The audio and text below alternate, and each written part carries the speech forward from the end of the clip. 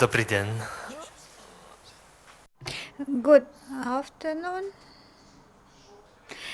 to everyone who watch us online and to our audience here in the center. And the topic of next briefing is opening the exhibition foreign investments in Ukraine, end of 19th century, beginning of the 20th century, part first, Belgium.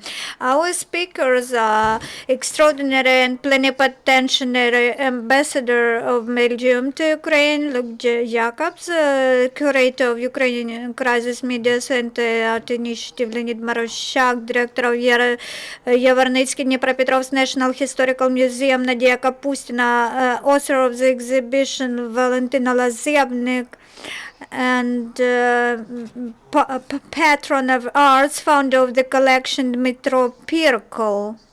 And I'm giving the floor to Mr. Ambassador.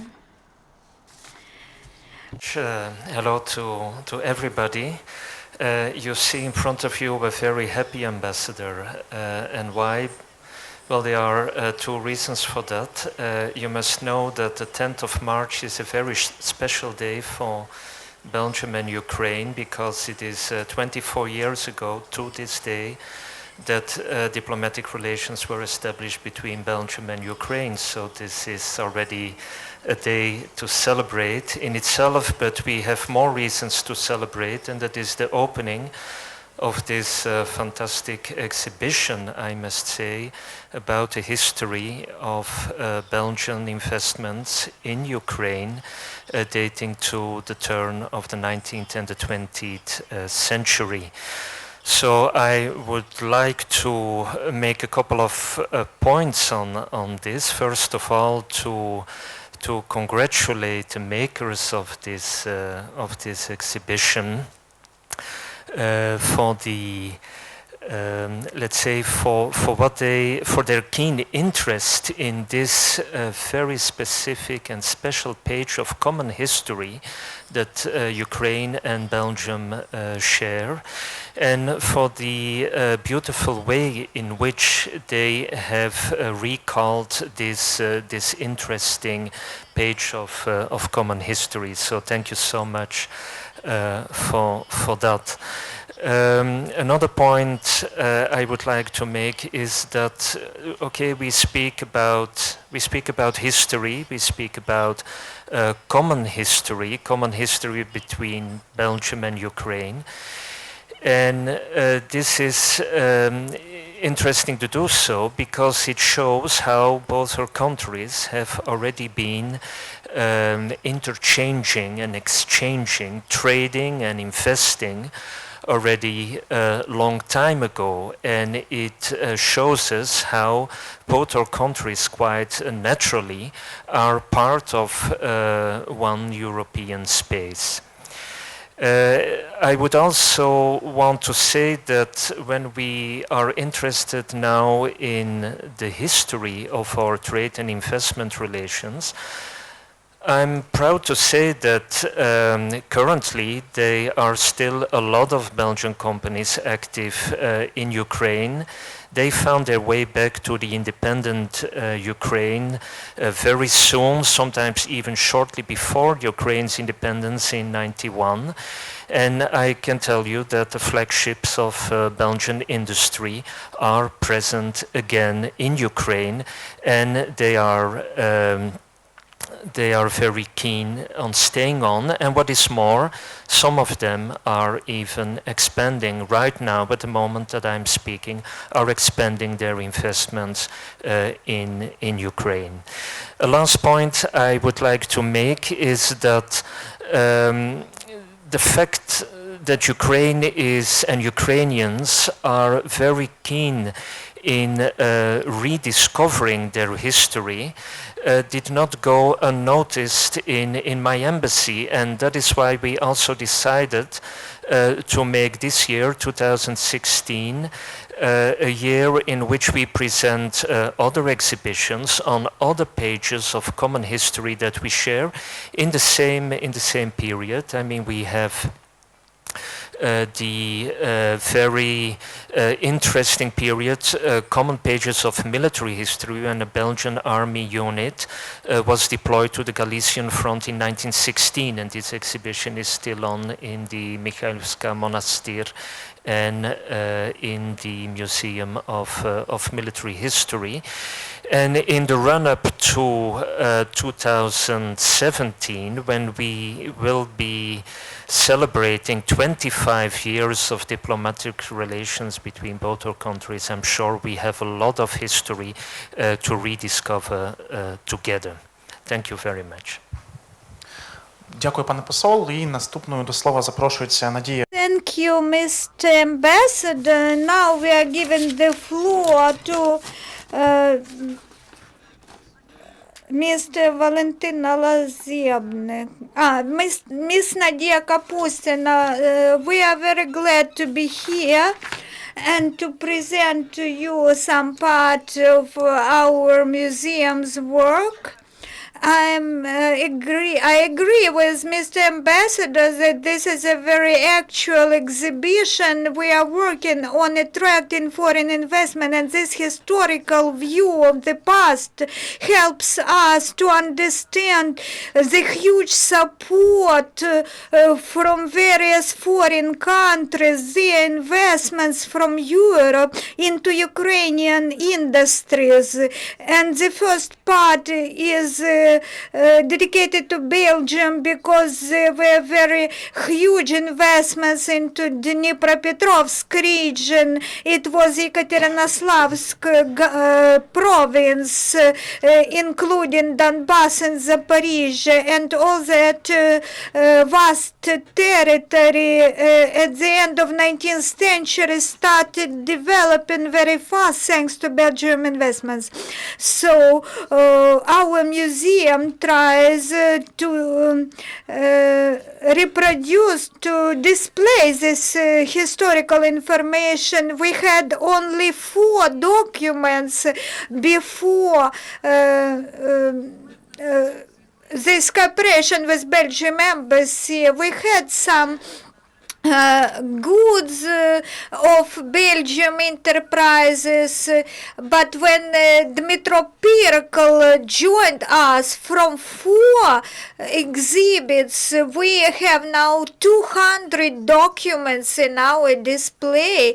We are very glad about this, and the development of this part of Ukraine, which we are talking about, it was really thanks to European money, European investments. It was a chemical industry, metallurgical industry, steelworks, and this exhibition, this is a part only of our whole idea, whole concept. We are going to make a very big exhibition with original, unique objects on display, and so we are preparing a big exhibition yet to demonstrate all documents and other objects in support of European contribution into Ukrainian development in previous centuries. So we would like to give an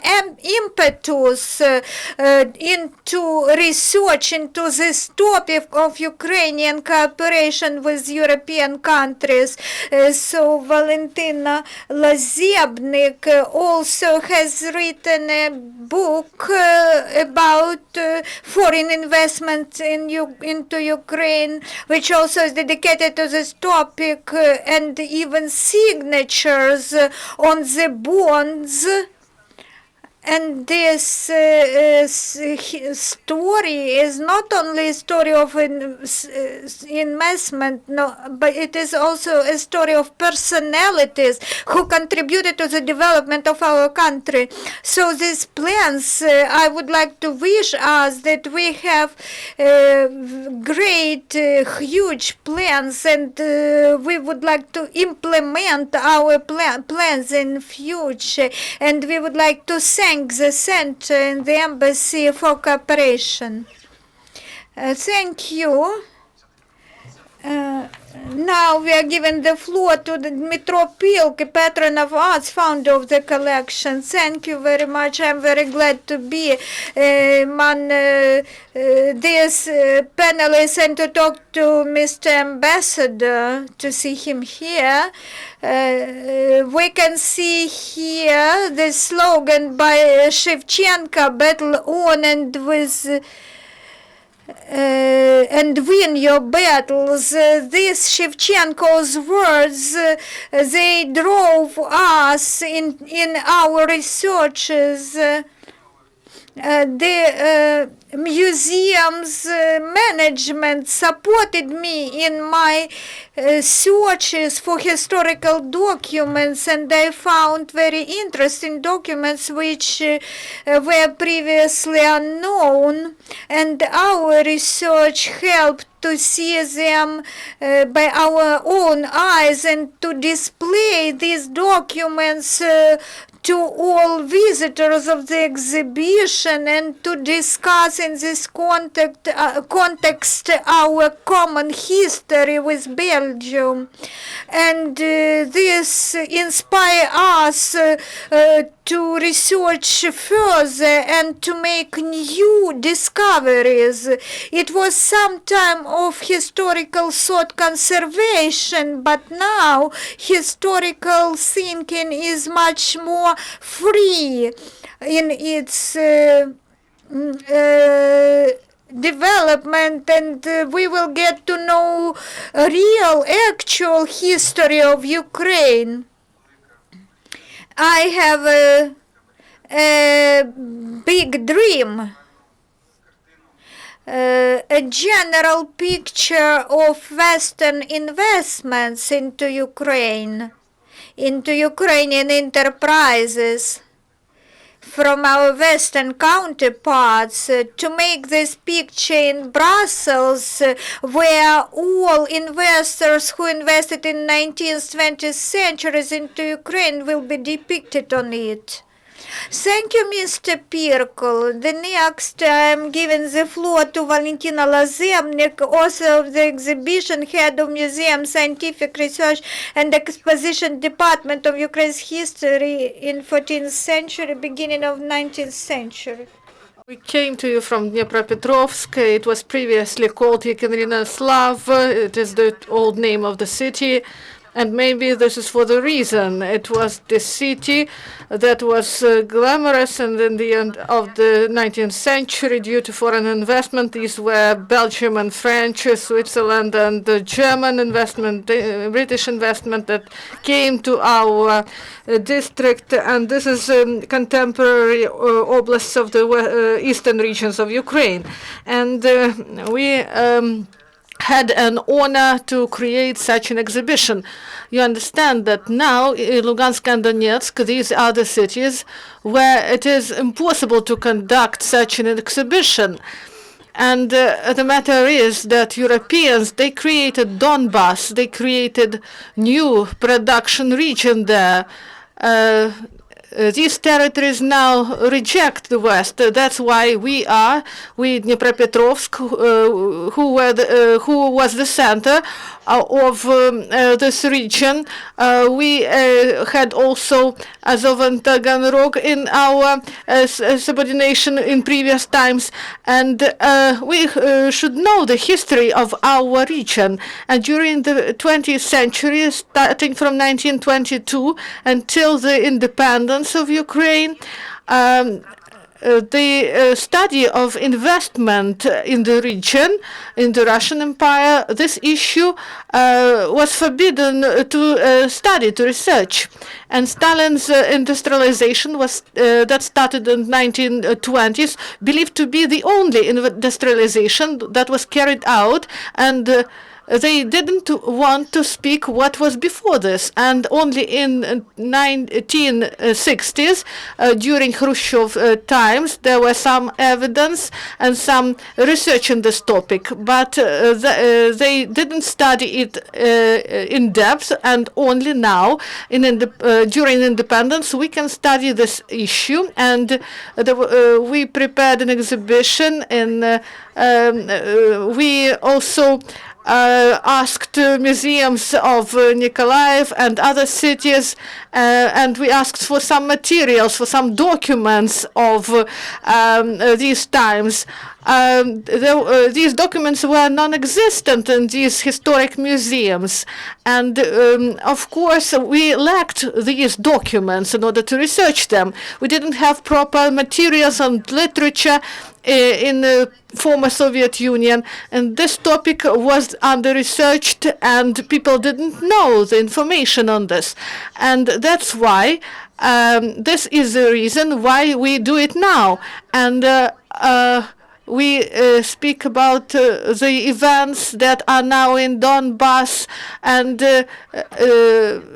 we speak about it with sorrow. And in London, Brussels, and Paris, many years ago, people knew about Donbass, about Yavornytskyi, Dnipropetrovsk, and people wanted to buy the shares in the stocks at that time, and they brought a lot of money to the investors. And also, due to the investment, 18 metallurgy plants were built, and Belgian people, they were professional in building such plants, and these plants, 18 plants, were only one of these plants were built for Russian capital, and every other plants, they were built on international capital, including Belgium.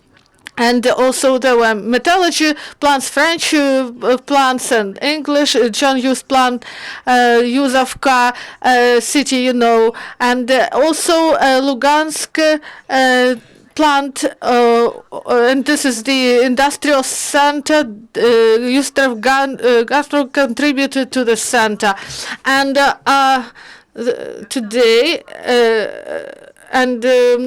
this territory previously was well known, and Belgium investment came a little bit later than French and English capital, but they were so powerful that in the beginning of the 20th century, it was the first place building the plants here in Ukraine, and the majority of these enterprises worked in the former Yavornytskyi region. And the topic is going to be further studied, and several people work on this topic, but we hope that scientists will join us, and they can be able to go to Paris, to Brussels, in order to work with the archives that are there. Because when Ukraine was occupied during the Second World War, the archives that were destroyed or lost, and every document that was brought by our patron of arts, Dmytro Pirkl, it is of great value, and you know that they are very important for us as professional historians. Each document is a new beginning, is a new opening for us, and you will see it at our exhibition. Thank you. And finally, I give the floor to Leonid Maruschak, curator of Ukraine Crisis Media Center Art Initiative. Good afternoon, dear colleagues. Thank you for coming. I have the honor to end our press briefing and to invite you at our exhibition that we now present in the lounge of Ukraine Crisis Media Center, and in several minutes our guests will tell you about the exhibition that is in this hall. And I would like to thank to Dmitry, who came to us and with a proposal to create such an exhibition, and we agreed because we are interested in this topic. And why it is interesting to us? Because these processes that are on the way in Ukraine, you know about difficult situation in the east, the military actions in the east, and difficult situation and connections with our neighbors that were friends and that are now enemies. And decommunization processes of Ukraine, this exhibition is the wonderful source of knowledge that need to be popularized, what I am talking about. We often speak that in the East there is a myth that Soviet Union industrialized the region, but this myth is ruined by this exhibition, and we present it in several cities, and we studied this topic, the myth of industrialization of east of Ukraine by Soviet Union, and this the exhibition will help us to ruin the myths. And I thank you very much. If you have questions, please ask, and after this we are going to visit the exhibition, and we will show you our exhibition. Thank you. And now, questions and answers series. Tell us a bit more about the book which is right in front of you. As I understand, Belgian embassy has published it, right?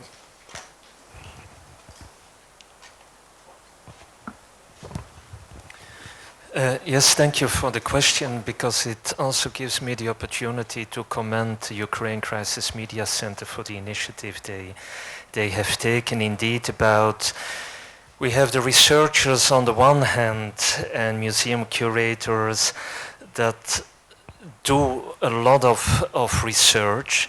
But of course, this research and the knowledge that they gather is not meant to stay in books, in libraries and so on, or in closed libraries. No, this is a knowledge that should be popularized, as you said rightly, and I'm really grateful that the Ukraine Crisis Media Center sees an important role for itself in disseminating this type of knowledge and information. So thank you for that. Now the book I'm holding here is a publication that has been made in 2009. It was on the occasion of the visit of then Prince Philip of Belgium, who was heading a trade delegation to Ukraine. And already then we tried sort of to summarize this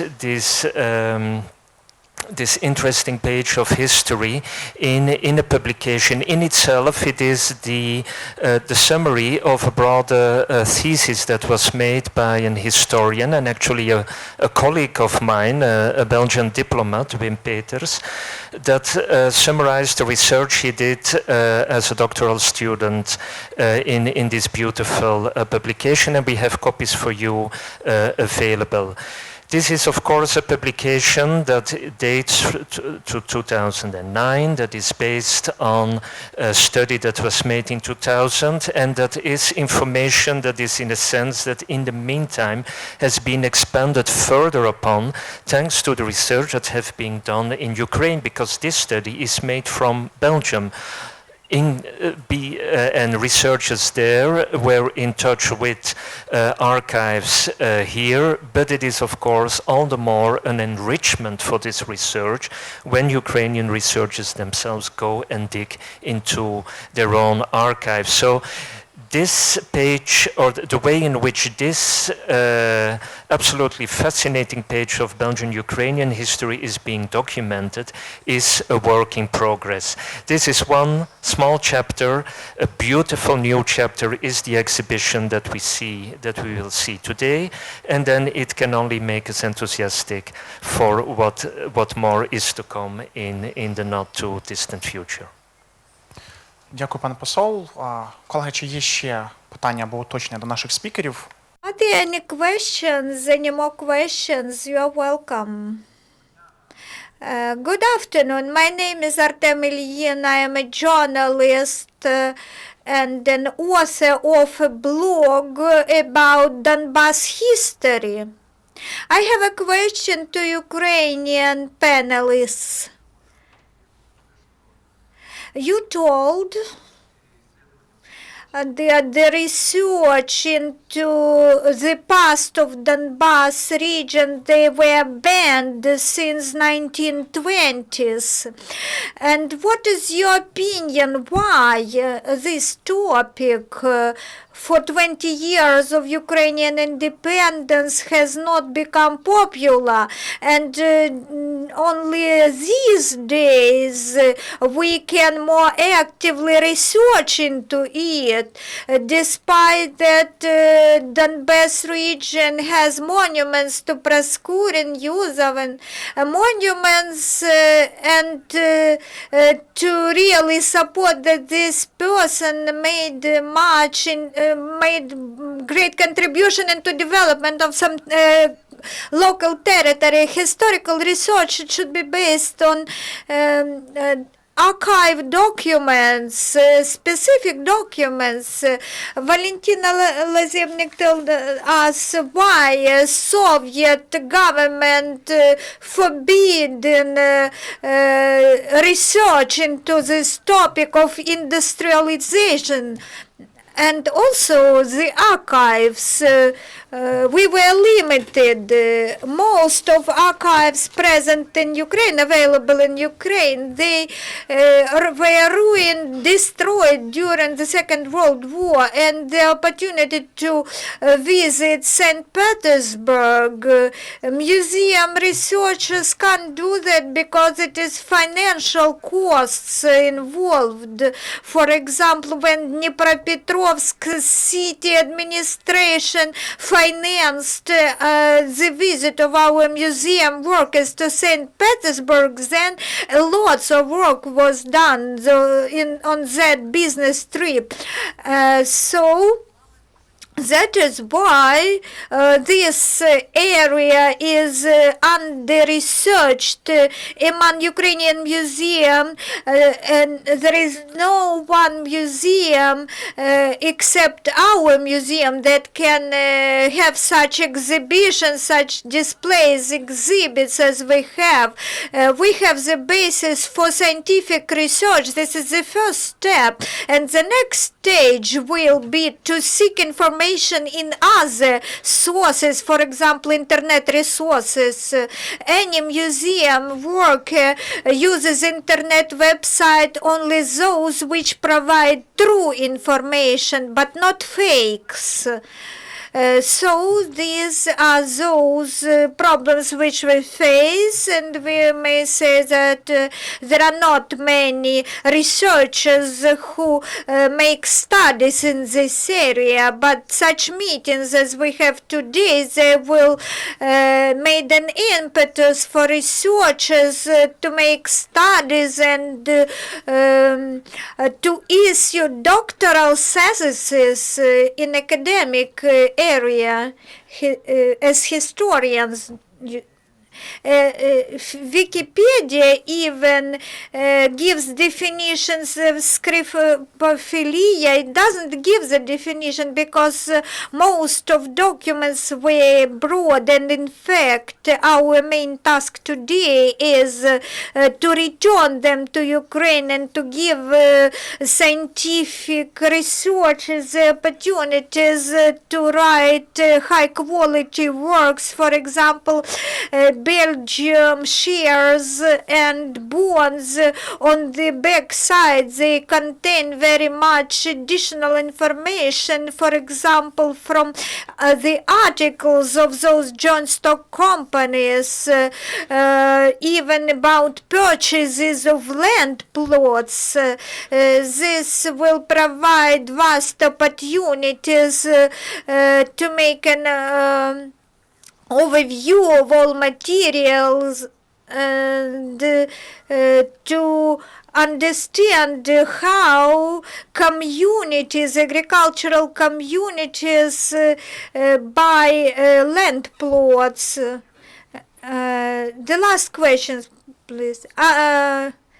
Donetsk University researches this topic. One of its researchers in 2010, she is now working there, Elena Sherbinina. She wrote such book, but and doctoral thesis I communicated with her. This book covers not all Yekaterinoslav province. So I don't know whether she continues her work because she is living now in Donetsk, in the occupied territory. But she has original documents and she provides those information where our grandfathers work on the enterprises which were founded those days in Lugansk, Donetsk, Mariupol.